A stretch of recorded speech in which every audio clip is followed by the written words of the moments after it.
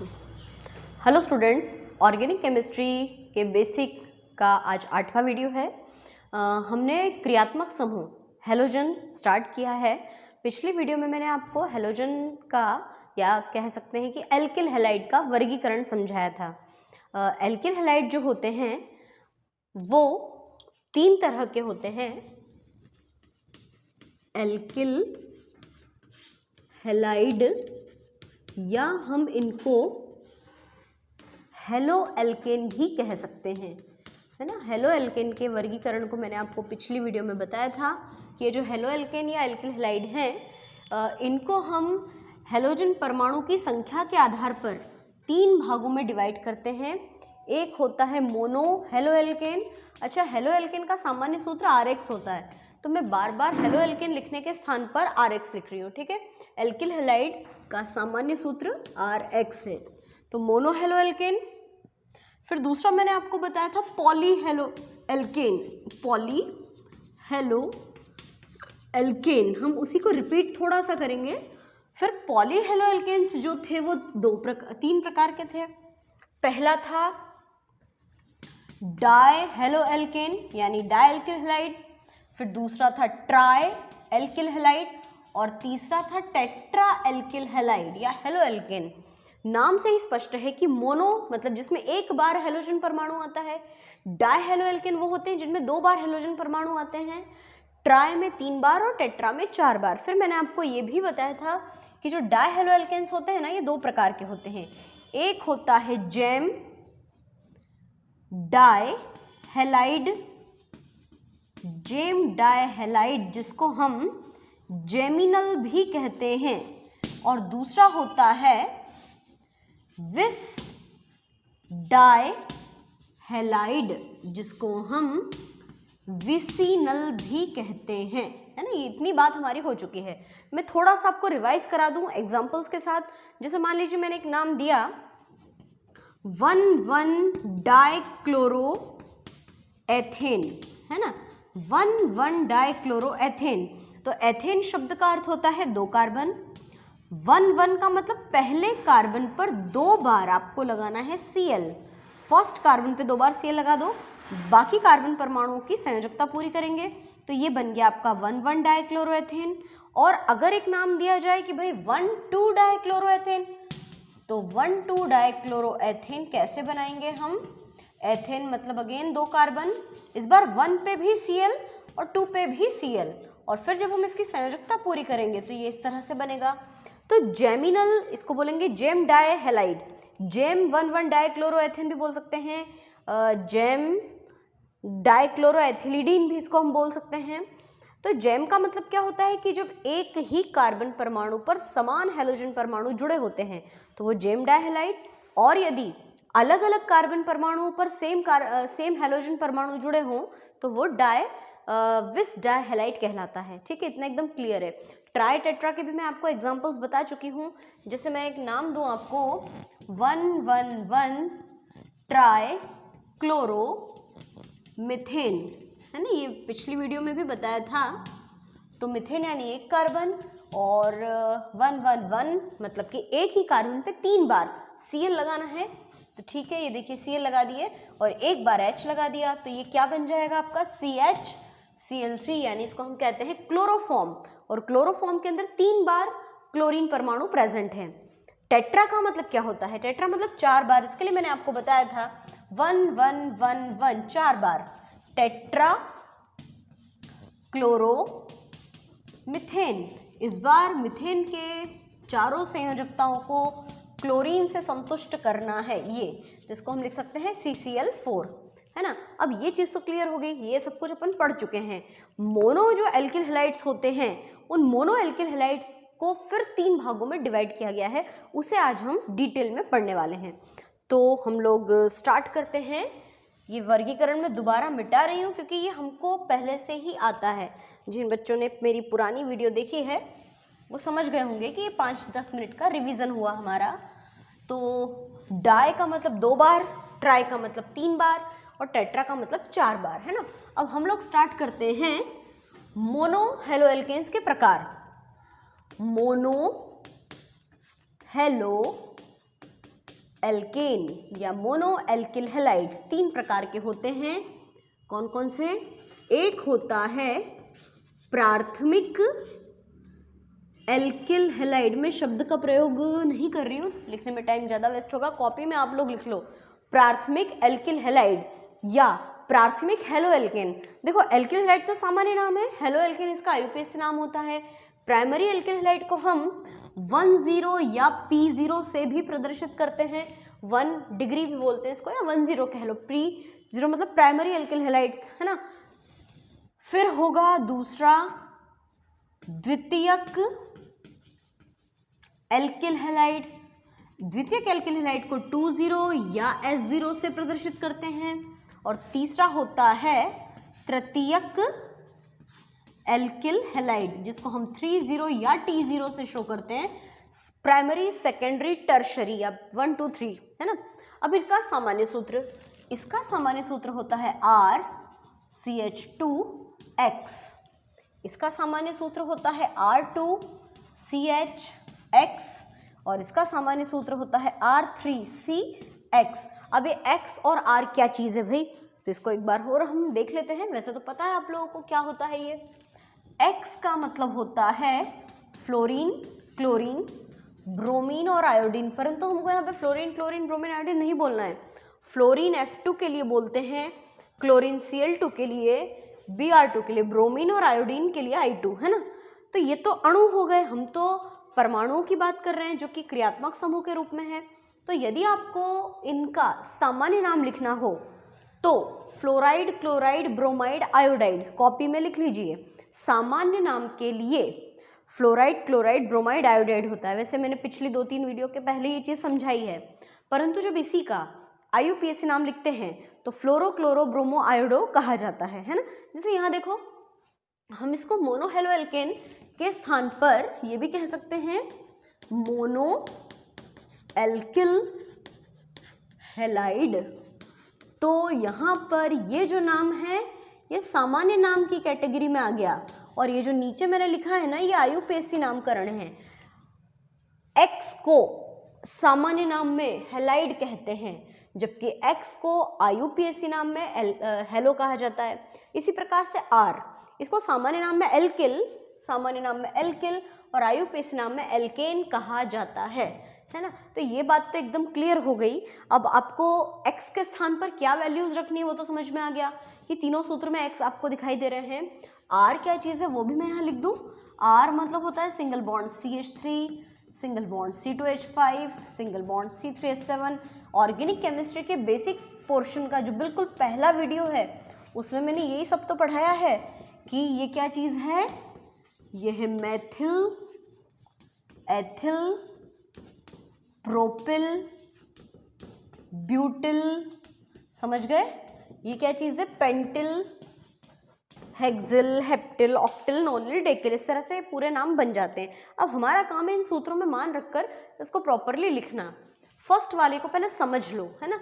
ये जो है ना, एक कार्बन जिसकी 4 संयोजकता होती है, एक संयोजकता एल्किल मूलक से जुड़ी, एक संयोजकता हैलोजन से जुड़ी और बाकी 2 हाइड्रोजन से जुड़े रहते हैं, है ना। जो X होता है वो हैलाइड है। R क्या चीज़ होगी, R होता है एल्किल रेडिकल। अच्छा, अब इसको प्राथमिक क्यों कहते हैं, यहाँ जब आप R का मान रखोगे, है ना, तो CH3, C2H5 जो भी मान रखा जाएगा तो यहाँ पे कुल मिला के C आएगा। तो ये कार्बन प्राथमिक कार्बन कहलाता है, क्योंकि ये एक ऐसा कार्बन है जो केवल एक ही कार्बन से जुड़ा है और एक तरफ हैलाइड से जुड़ा है। ऐसा कार्बन जो केवल एक ही कार्बन से जुड़ा रहता है और साथ में क्रियात्मक समूह भी है, वो प्राथमिक कार्बन है। दूसरे वाले में देखिए, इसको हम ऐसे भी लिख सकते हैं ना, देखो, एक कार्बन जिसकी 4 संयोजकताएं, एक तरफ X, 2 बार R, एक तरफ H। तो ये द्वितीयक कार्बन है, क्योंकि ये R का मतलब एल्किल रेडिकल्स है। जहाँ पे आप CH3, C2H5 ऐसी वैल्यूज रखोगे तो ये एक ऐसा कार्बन है जो अपने साथ में 2 कार्बन परमाणुओं से जुड़ा होता है, इसलिए हम इसको द्वितीयक कार्बन भी कहते हैं। और तीसरा वाला है ना, इसमें एक कार्बन है जिसकी 4 संयोजकता हैं, एक हैलोजन से जुड़ी है, अन्य 3 एल्किल मूलकों से जुड़े हैं, तो ये तृतीयक कार्बन कहलाता है। अब हम शुरू करेंगे इन तीनों में मान रखना। R के स्थान पे वो मान लिखे हुए हैं, और X के स्थान पर फ्लोरोक्लोरोब्रोमो लिखा है। आपको कुछ नहीं करना है, आपको सिर्फ मान रखना है। तो अब आप अपनी कॉपी में हेडिंग डालिए प्राथमिक एल्किल हैलाइड, है ना।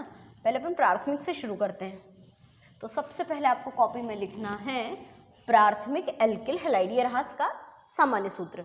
मैं आपको यहाँ पर सामान्य नाम और IUPAC नाम दोनों बनाकर बताऊंगी। दूसरी बात, जब मैंने इसको ऑफलाइन वाले क्लास में पढ़ाया है टॉपिक, तो उनको मुझे 2 बार पढ़ाना पड़ा, क्योंकि एक बार में वो लोग नहीं समझ पाए। इसके पीछे कारण ये था कि जिन बच्चों ने प्रैक्टिस नहीं की वो सब भूल गए, और जिन बच्चों ने प्रैक्टिस की उनको एक्यूरेटली याद हो गया। आप लोग भी अगर ये वीडियो देख रहे हैं और वीडियो के अंत में फिर जो मैं काम दूँ उसको ज़रूर करना, नहीं करोगे सब भूल जाओगे, है ना। तो चलिए अपन मान रखते हैं इसमें R के स्थान पर सबसे पहली वैल्यू रखती हूँ मैं CH3 single bond, CH2 single bond, X के स्थान पर मान लो मैंने रखा F, है ना। अब आपको इसका सामान्य और IUPAC दोनों नाम बनाना है। तो पहले हम लिखते हैं सामान्य नाम। सामान्य नाम में देखो जरा कितने कार्बन है, 2। तो 2 कार्बन को क्या कहते हैं, एथिल। तो मैंने लिख दिया एथिल। और F को सामान्य नाम में क्या कहते हैं, फ्लोराइड।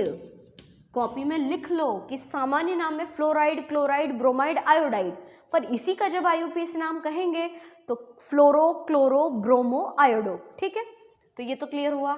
अब इसका IUPAC नाम, IUPAC नाम क्या होगा इसका, देखना जरा कितने कार्बन है, 2।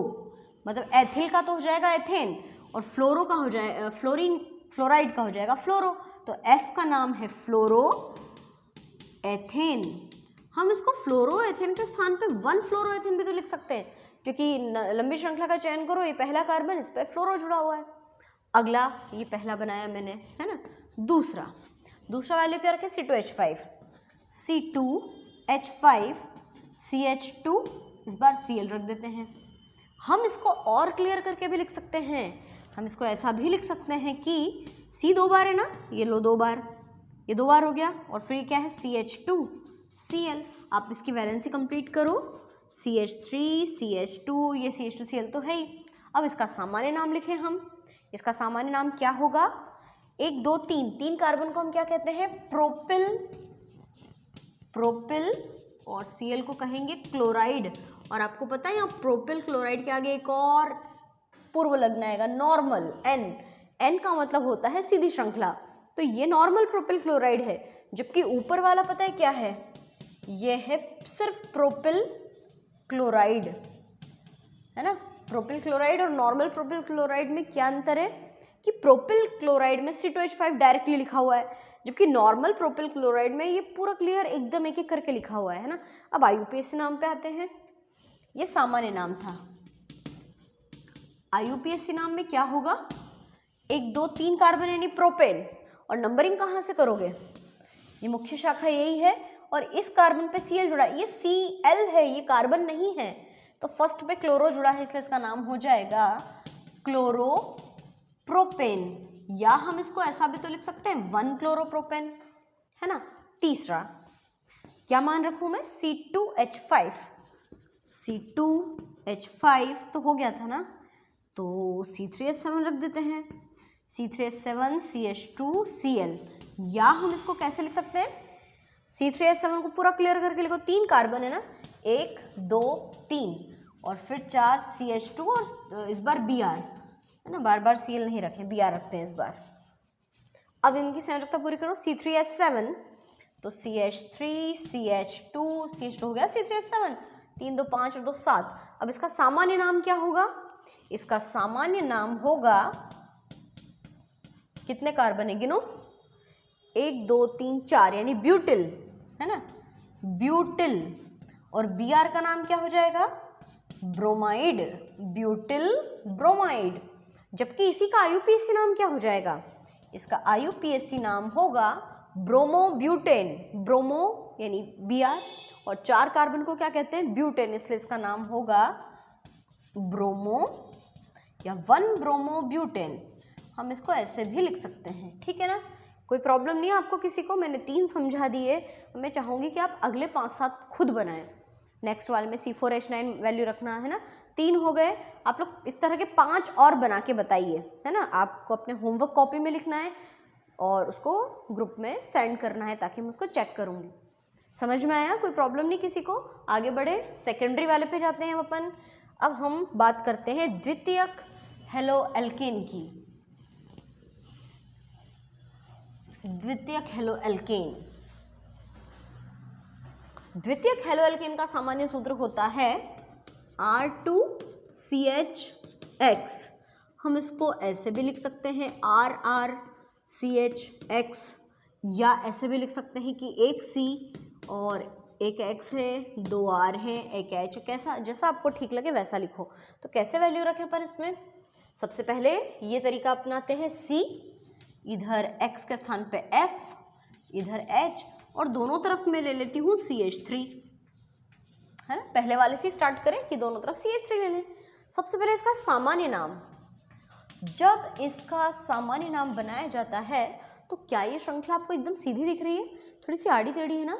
और इसमें ये कैसा कार्बन नजर आ रहा है आपको? ये द्वितीयक कार्बन है जो डायरेक्ट 2 कार्बन परमाणुओं से जुड़ा हुआ है। तो जब हम इनका सामान्य नाम लिखेंगे ना तो हम इसको लिखेंगे द्वितीयक। याद रखना, द्वितीयक वाले में द्वितीयक शब्द लिखना भी पड़ेगा। द्वितीयक कार्बन कितने? 1 2 3। प्रोपिल, द्वितीयक प्रोपिल फ्लोराइड, द्वितीयक प्रोपिल फ्लोराइड। कोई प्रॉब्लम तो नहीं है? द्वितीयक वाले में द्वितीयक नाम आएगा, सेकेंडरी भी लिख सकते हैं इंग्लिश में, सेकेंडरी प्रोपिल क्लोराइड्स का सामान्य नाम हुआ। अब IUPAC नाम, तो IUPAC नाम बनाना तो शायद आप लोग अच्छी तरह से सीख चुके हैं। IUPAC में क्या करते हैं? सबसे लंबी श्रृंखला का चयन करो, नंबरिंग करो और लिख दो नाम। तो लंबी श्रृंखला क्या है? 1 2 3, ये 3 कार्बन है ना, ऐसे बॉक्स में बंद कर दो। 3 कार्बन परमाणुओं को हम क्या कहते हैं? प्रोपेन। और अभी एक्स्ट्रा में क्या दिख रहा है आपको? H, तो H तो हाइड्रोजन है जो संयोजकता को पूरा करने के लिए ऐड किया था। F दिख रहा है हमको, F को सामान्य नाम में फ्लोराइड कहते हैं, IUPAC नाम में फ्लोरो कहते हैं। इसका नाम हो जाएगा 2-फ्लोरोप्रोपेन। 2 क्यों? देखो ये पहला तो ये दूसरा, ऊपर से ये पहला तो ये दूसरा, इसलिए 2-फ्लोरोप्रोपेन इसका IUPAC नाम और द्वितीयक प्रोपिल फ्लोराइड इसका सामान्य नाम। अगला, इस बार क्या करूं मैं? C2H5 लिख दूं इस तरफ ऐसे, और ये C2H5 HCl। हम इसको ऐसे भी लिख सकते हैं। आप लोग जब खुद बनाओगे ना, नेक्स्ट 2-4 एक और बताऊंगी मैं, उसके बाद आप जब खुद ट्राई करोगे तो प्लीज़ इसको ऐसे भी लिखना और ऐसे भी लिखना। कितने कार्बन है? 2 1 2, फिर ये CH है, फिर ये Cl है, और इधर भी 2 कार्बन है ना, तो ये 2। अब आप इनकी संयोजकता पूरी करो, आपसे कभी भी गलती नहीं होगी, कोई गलती नहीं होगी आपसे। एक ही बात है, यहाँ C2H5 है, ये C2H5 हो गया। पहले सामान्य नाम लिखते हैं। तो सामान्य नाम का तरीका मैंने क्या बताया आपको? सबसे पहले क्या शब्द आ जाएगा? द्वितीयक। सबसे पहले हम लिखेंगे द्वितीयक, है ना, द्वितीयक लिख दिया। गिन लो जरा कितने कार्बन है? 1 2 3 4 5। 5 को क्या कहते हैं? पेंटिल, और Cl को क्या कहते हैं? क्लोराइड। तो द्वितीयक पेंटिल क्लोराइड, द्वितीयक पेंटिल क्लोराइड, है ना। ये तो हो गया सामान्य नाम। IUPAC नाम में क्या करेंगे? लंबी श्रृंखला का चयन कर दो। ये देखिए, ये हमने लंबी श्रृंखला का चयन किया। कितने कार्बन है? 1 2 3 4 5, यानी 5 यानी पेंटेन। अब नंबरिंग करो, 1 2 3 पे Cl है, ऊपर से करो 1 2 3 पे Cl है, तो इसका नाम होगा IUPAC नाम 3-क्लोरोपेंटेन। 3-क्लोरोपेंटेन, ये इसका IUPAC नाम है। एक और मैं बताती हूँ आपको, जरूरी नहीं है कि हम दोनों तरफ सेम ही रहे, अलग अलग भी ले सकते हैं, है ना। तीसरा नाम मेरा मन हो रहा है बनाने के लिए कि एक तरफ तो ले CH3 और एक तरफ ले C2H5। आपकी मर्जी, आप कुछ भी वैल्यू रख सकते हो। ये पूरी लिस्ट दी गई है। 10 कार्बन तक होता है डेकेन, अगर 11 हो जाए तो आइसोडेकेन, और अगर 12 हो जाए तो डोडेकेन, है ना। ये 2 और मैंने आपको बता दिए, 11 पे आइसोडेकेन और 12 पे डोडेकेन, ये इनका नाम है। तो चलिए मैंने ये नाम सेलेक्ट किया है, कैसे बनाएंगे? पहले इसको नॉर्मल श्रृंखला में लिख लें, सीधी श्रृंखला में। 2 कार्बन है, 1 2, फिर ये CH, फिर क्या है? I है, और ऊपर एक CH3 है। पहले सामान्य नाम बनाते हैं।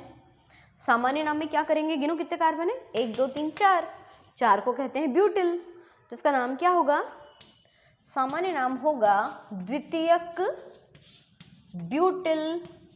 आई लिखा है, आयोडाइड, आयोडाइड, द्वितीयक ब्यूटिल आयोडाइड सामान्य नाम। आईयूपीएसी नाम क्या होगा, 1 2 3 4, 4 कार्बन, ठीक है, 4 कार्बन मतलब ब्यूटेन।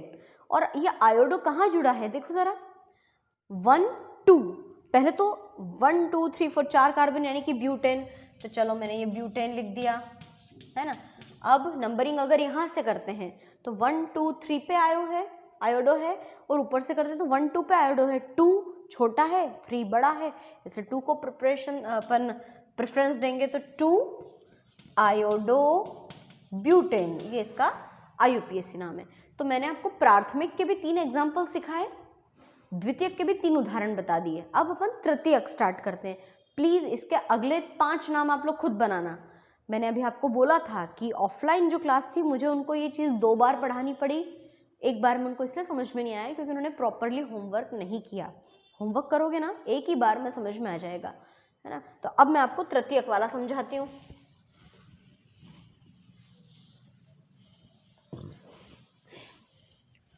तृतीयक का सूत्र है R3C सिंगल बॉन्ड X, है ना। इसको हम ऐसे भी लिख सकते हैं कि 1 बार X 3 बार एल्किल मूलक, ठीक है, बहुत सिंपल है। पहला वाला मान रखते हैं, पहले अपन तीनों तरफ क्या रख दें, CH3 CH3 CH3, तो देखो ये Cl रख दिया मैंने, तो ये है ना तृतीयक कार्बन।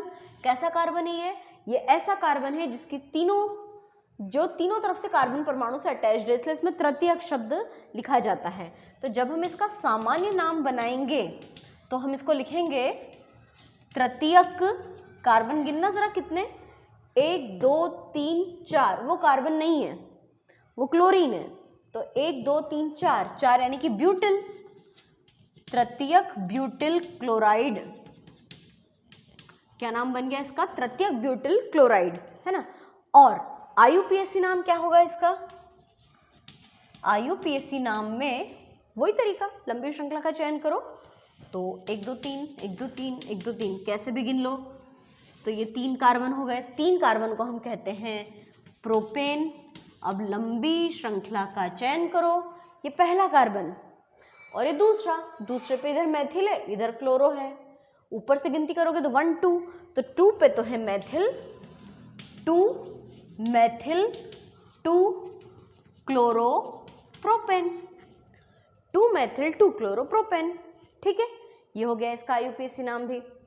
एक और बना के देखते हैं, इस बार Br, इधर लेते हैं C2H5, इधर लेते हैं C3H7, इधर लेते हैं CH3। मैंने तीनों तरफ अलग अलग मान लिए, आप चाहो तो तीनों तरफ एक जैसे भी ले सकते हो और अलग अलग भी कर सकते हो।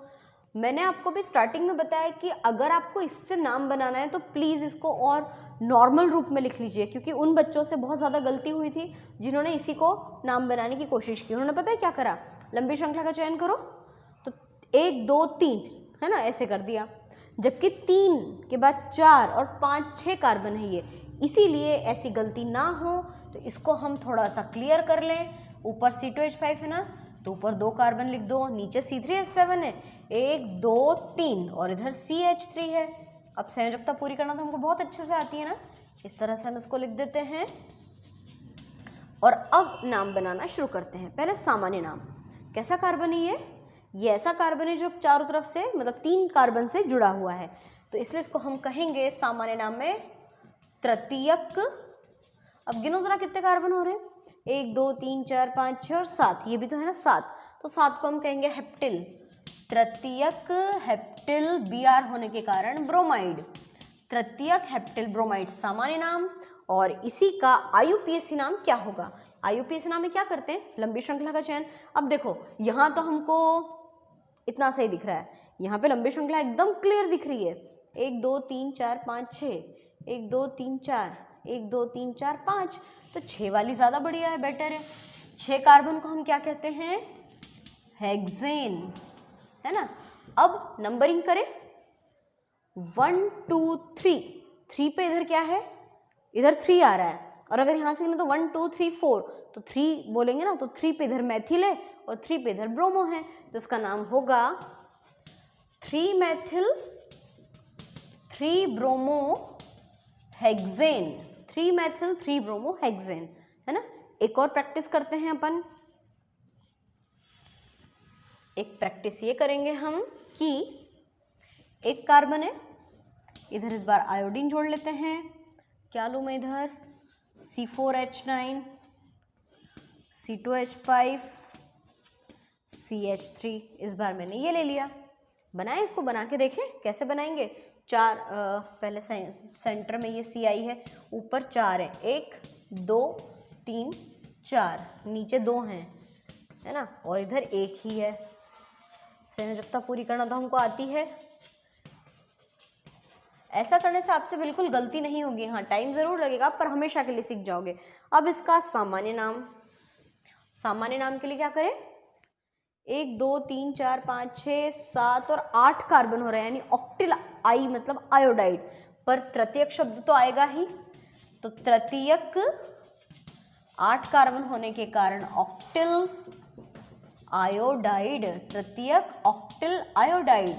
जबकि सामान्य नाम तो हो गया, IUPAC नाम में क्या करेंगे, लंबी श्रृंखला का चयन करें, 1 2 3 4 5 6 7, 1 2 3 4 5 6, 1 2 3 4, तो 7 वाली ज़्यादा अच्छी ना। ये है हमारी मुख्य शाखा, बॉक्स में बंद कर दो, 1 2 3 4 5 6 7, 7 यानी कि हेप्टेन, है ना। और फिर क्या करेंगे, 1 2 3 पे इधर क्या चीज़ है, मैथिल, तो 3 मैथिल और 3 पे आयोडो भी है, इसलिए 3 iodo heptane, 3 Maithil 3 iodo heptane, ये हो गया इसका IUPAC नाम। तो मैंने आपको प्राथमिक, द्वितीयक और तृतीयक मोनोहेलोएल्केन्स के 3 सूत्रों को समझाया। अब आपके लिए होमवर्क ये है कि प्राथमिक के 5 नाम, द्वितीयक के 5 नाम, तृतीयक के 5 नाम और सूत्र आपको बना के बताने अपने मन से, इनकी मदद से। वीडियो को दोबारा देखना, अगर एक बार में नाम बनाने में प्रॉब्लम आए तो आप इसको फिर से देख सकते हैं। तो ये आपका होमवर्क है, आपको इतना काम कंप्लीट करना है। एक चीज़ और, 12th वाले स्टूडेंट्स को ये जो वर्गीकरण था हेलोएल्केन का, उसके 2 आधार दिए गए थे, तो छोटा सा एक पोर्शन और समझ लो, ताकि हम अब अगली वीडियो में नया क्रियात्मक समूह स्टार्ट करेंगे, है ना। जो हेलोएल्केन्स होते हैं ना, एल्किल हैलाइड, हेलोएल्केन्स जो होते हैं वो हेलोजन परमाणु की संख्या के आधार पे मैंने बताया 2 प्रकार के, मोनोहेलोएल्केन और पॉलीहेलोएल्केन। मोनोहेलोएल्केन फिर 3 प्रकार के, प्राइमरी सेकेंडरी टर्शियरी, जो जस्ट अभी पढ़ा। पॉलीहेलोएल्केन 3 प्रकार के, डाई ट्राई टेट्रा। डाई फिर 2 प्रकार का, जेम डाइहैलाइड, विस डाइहैलाइड, जबकि ट्राई टेट्रा में कोई विशेष बात नहीं थी। लेकिन इसका जो दूसरा वर्गीकरण है हेलोएल्केन के प्रकार, किस आधार पर, C सिंगल बॉन्ड X बंध संकरण के आधार पर, है ना, संकरण के या C सिंगल बॉन्ड X बंध की प्रकृति के आधार पर। ये पर्टिकुलरली 12th वालों के काम की चीज़ है। तो ये 3 प्रकार के बताए गए हैं। 3 प्रकार के कैसे, ये देखो, अगर आपका जो C ये इस तरह का है, इस बंध के में कौन सा संकरण होगा, संकरण के आधार पे 3 प्रकार के हैं। दूसरा इस तरह से है, यहाँ सिंगल बॉन्ड X और यहाँ डबल बॉन्ड आ जाएगा ऐसे, और एक तीसरा यहाँ X और ये ऐसे, मतलब ये इस तरह का, है ना। तो हम सभी जानते हैं, एक तरह से समझ में आ ही गया है कि ये तृतीयक वाला है ना, तृतीयक वाला जिसमें 3 बॉन्ड आते हैं, जैसे मान रख दें यहाँ पे R लिख दें, है ना। तो अगर अभी मैं बताऊँ आपको कि यदि मैंने यहाँ पर CH3 और CH3 रखा है और X के स्थान पे मान लो क्लोरोफ्लोरोब्रोमाइड जो भी कुछ रखा है, तो ये कैसा कार्बन है, ये तृतीयक कार्बन है।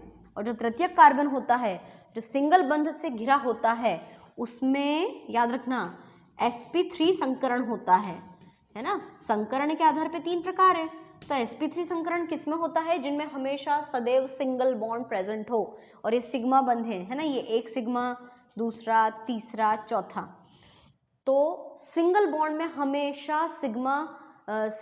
हमेशा sp3 संकरण होता है। इसमें क्या होगा पता है, इसमें आप वैल्यू रख दो, आप यहाँ पे R लिख दो, यहाँ पे H लिख दो, मैं मान रखूँ R के स्थान पे क्या रख दें CH3, double bond CH, single bond Cl। तो इसमें ये सिंगल बॉन्ड है मतलब सिग्मा बॉन्ड, ये सिग्मा है तो एक क्या है पाई बंध है। तो जहाँ कहीं भी आपको द्विबंध नजर आए ना उनमें हमेशा sp2 संकरण पाया जाता है। और ये द्वितीय कार्बन है ना, ये वाला कार्बन मान लो यहाँ पे भी एक और कार्बन अगर अपन अटैच कर दें तो ये द्वितीय कार्बन बन जाता है ना। अभी फिलहाल तो नहीं है लेकिन हाँ एक और कार्बन आने पर वो द्वितीयक हो जाता है। तो डबल बॉन्ड से जुड़े हुए कार्बनिक यौगिक पर sp2 संकरण होता है और ट्रिपल बॉन्ड से जुड़े कार्बनिक यौगिक पर sp संकरण होता है। तो अगर आपसे कोई पूछे ना कि भैया संकरण का पता कैसे लगाओगे स्पेशली कार्बनिक यौगिकों में, तो जिनमें सिंगल बॉन्ड हो उनमें sp3 संकरण, जिनमें डबल बॉन्ड हो उस कार्बन पर sp2 संकरण, और जिस कार्बन के बीच में ट्रिपल बॉन्ड हो उसमें sp संकरण। एक स्टूडेंट ने मुझसे पूछा था कि बेंजीन में कौन सा संकरण होता है, तो देखिए बेंजीन में क्या होगा, 11th क्लास के घनश्याम ने पूछा था मुझसे बेंजीन में संकरण, तो मैंने उसको उत्तर बताया था sp2 है। क्यों है, तो अब आपकी वो जो प्रॉब्लम है क्यूरी है वो क्लियर हो जाएगी। बेंजीन की संरचना ऐसी होती है ना, और एक क्या होता है हाइड्रोजन भी होता है, और हम सभी जानते हैं कि बेंजीन में ऐसे बॉन्ड्स पाए जाते हैं है ना। तो देखो ये डबल बॉन्ड से घिरा है कार्बन है ना, इसके साथ भी डबल बॉन्ड है, इसके साथ भी डबल बॉन्ड, मतलब सभी के साथ में डबल बॉन्ड है। तो जहाँ कहीं भी डबल बॉन्ड होता है उन यौगिकों में, उन कार्बनिक यौगिकों में sp2 संकरण तो होता ही है। तो इसीलिए हमने 11th कक्षा में पढ़ा है कि एसिटिलीन में कौन सा संकरण होता है, sp संकरण। एथिलीन में कौन सा संकरण होता है, तो एथिलीन में sp2 संकरण। और मीथेन में कौन सा संकरण होता है, sp3 संकरण। तो बस संकरण के आधार पर 3 वर्गीकरण दिए हैं 12th कक्षा की किताब में। तो आप याद रखना कि C सिंगल बॉन्ड X बंध की प्रकृति के आधार पर या संकरण के आधार पर हम हेलो एल्केन को 3 भागों में डिवाइड करते हैं। सिंगल बॉन्ड वाले पे sp3 संकरण, डबल बॉन्ड वाले पे sp2 संकरण और ट्रिपल बॉन्ड वाले पे sp संकरण। तो अगर ये ऑब्जेक्टिव के रूप में आ जाता है किसी भी कक्षा वाले बच्चों को, तो आपको ये टॉपिक इस पूरे चार्ट से समझ में आ जाएगा। तो आपको जो भी होमवर्क दिया गया है उसको प्लीज़ ट्राई करना। और अगर किसी को ऑर्गेनिक केमिस्ट्री में बहुत ज़्यादा कठिनाइयाँ आ रही हैं तो उसके पीछे सिर्फ ये कारण है कि आप उसको प्रॉपरली फॉलो नहीं कर रहे हो वीडियो को, और वीडियो में जो होमवर्क दिए जा रहे हैं आप उसका पालन बिल्कुल नहीं कर रहे हैं। अगर आप उसको प्रॉपर फर्स्ट वीडियो से सीखोगे ना, आपको बिल्कुल दिक्कत नहीं आने वाली। आज तो मैंने बिल्कुल फर्स्ट वाला जो हेलोजन अपना क्रियात्मक समूह हैलाइड वो पूरा हुआ है। अब कल हम अगला नया क्रियात्मक समूह पढ़ेंगे, तो ऐसा ना हो कि नया पढ़ने पर हम पिछला भूल जाएं। तो प्लीज़ उसकी प्रैक्टिस आप लोग करते रहिए।